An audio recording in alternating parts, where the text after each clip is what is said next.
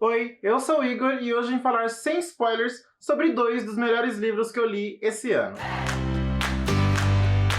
A duologia de fantasia Um Estranho Sonhador é composta pelos livros Um Estranho Sonhador e A Musa dos Pesadelos, da autora Laini Taylor, publicada aqui no Brasil pela editora Universo dos Livros, com tradução de Heloise Wilder para o primeiro livro e Raquel Nakazone para o segundo. Laini Taylor é a mesma autora da trilogia de fantasia Feita de Fumacioso, composta pelos livros Feitas de Fumacioso, Dias de Sangue e Estrelas, e por último Sonhos com Deuses e Monstros. Essa trilogia que infelizmente não está sendo mais publicada aqui no Brasil, mas são ótimos livros. Se você tem a oportunidade de ler esses livros, por favor leiam, porque vocês não vão se arrepender. Voltando para O Estranho Sonhador, aqui acompanhamos Laszlo Estranho, um órfão de guerra, bibliotecário que desde os 5 anos é obcecado pela cidade perdida de Lamento, tanto pela cidade, pelos mitos e pelos mistérios que envolvem essa cidade.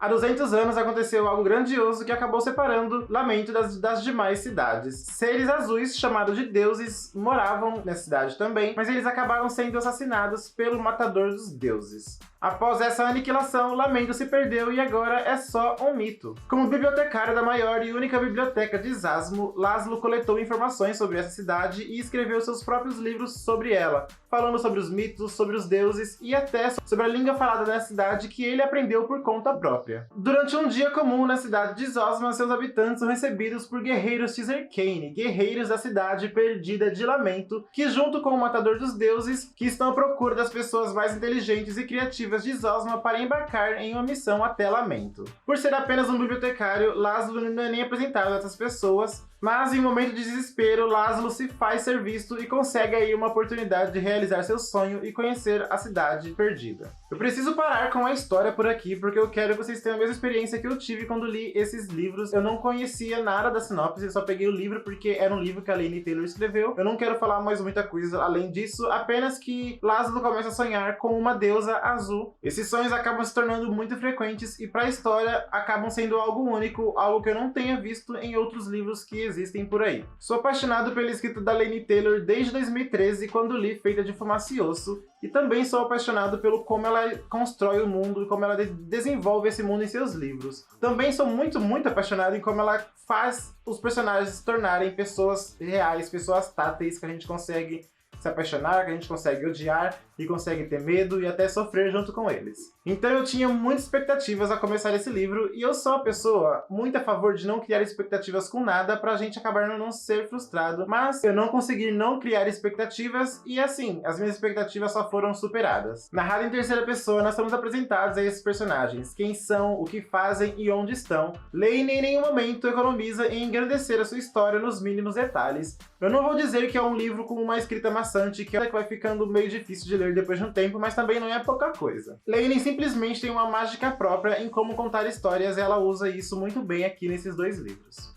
Laszlo é um personagem fácil de amar instantaneamente. Ele é simples, não tem ego, nunca teve nada, então qualquer coisa pra ele já é muito. Nunca teve amigos, nunca teve amor e nunca teve carinho. E ao perceber isso durante os primeiros capítulos e logo depois vendo cativando e criando afetos e criando vínculos com outras pessoas, é um desenvolvimento muito bonito que a Laini cria durante o primeiro livro. Quando Laszlo finalmente chega em Lamento, nem todos os anos de imaginação o preparava para o que ele viu. Nem eu estava preparado sobre o que estava esperando a gente lá em Lamento.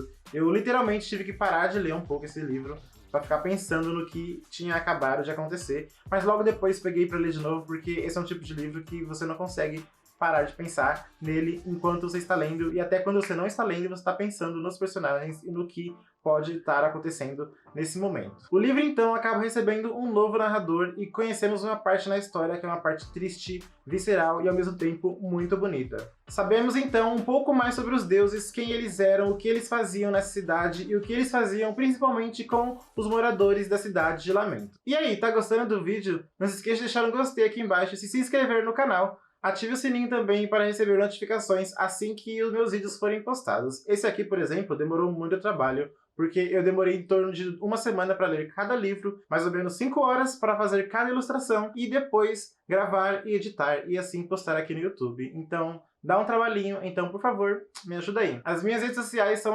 @soaresigor, tanto no Twitter quanto no Instagram, e o meu Instagram de ilustrações é o @igsdrawings. Me segue lá e vamos conversar. Tenho que deixar claro que há menções de estupro e violência, então se isso é um assunto sensível para você, cuidado. Estupros acontecem durante a história, não é nada explícito, mas é algo que impacta e é muito importante para o desenvolvimento tanto dos personagens quanto da história. Então, apesar de ser algo ruim, é algo que para essa história e para esse livro faz sentido, principalmente no segundo livro, A Musa dos Pesadelos. O primeiro livro terminou e eu fiquei desesperado, porque não era possível ele ter terminado daquele jeito. Só que aí eu lembrei que estamos falando de Laini Taylor e ela não tem dó nenhuma com seus leitores. Então, assim, eu fiquei muito feliz de ter esperado apenas um mês entre eu ter terminado de ler o primeiro livro e o lançamento do segundo livro aqui no Brasil, pela editora Universo dos Livros. E aí o segundo livro, para a felicidade de todo mundo que leu o primeiro, começa literalmente segundos após o fim do primeiro.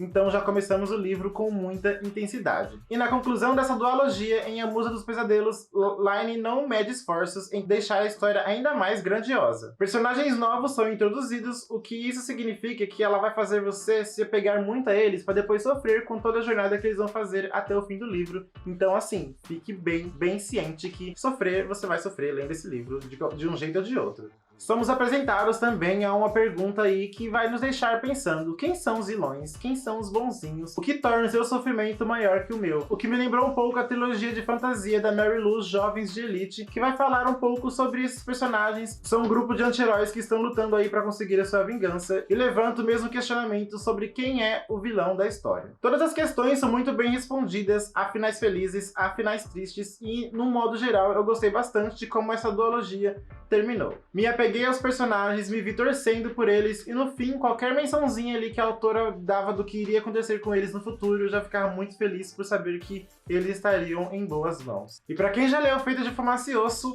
nas últimas páginas de A Musa dos Pesadelos, com apenas uma frase, Laini Taylor interliga suas duas séries em uma frase, e quando eu li isso, eu fiquei arrepiado de tão bom como foi. Mas pra quem não leu a primeira trilogia, não precisa se preocupar, porque você vai só ler ali essa frase e vai passar despercebido. Mas pra quem leu a primeira trilogia, preste bem atenção nos mínimos e mínimos detalhes das últimas páginas de A Musa dos Pesadelos. Enfim, a dualogia O Estranho Sonhador se tornou um acontecimento, uma experiência que tornou os dois melhores livros que eu li no ano até agora. Foi onde eu conheci os melhores personagens a quem eu me apeguei, torci, sofri, quase chorei e fiquei muito feliz com eles também. Para as ilustrações eu decidi fazer uma para cada livro, o que tornou aí essa experiência ainda mais desafiadora. Meu conceito foi fazer uma capa de dia e uma de noite, tanto para o Laszlo quanto para a Deusa, que eu não quero mencionar o nome dela aqui, para não te dar spoiler e te fazer uma experiência ainda melhor.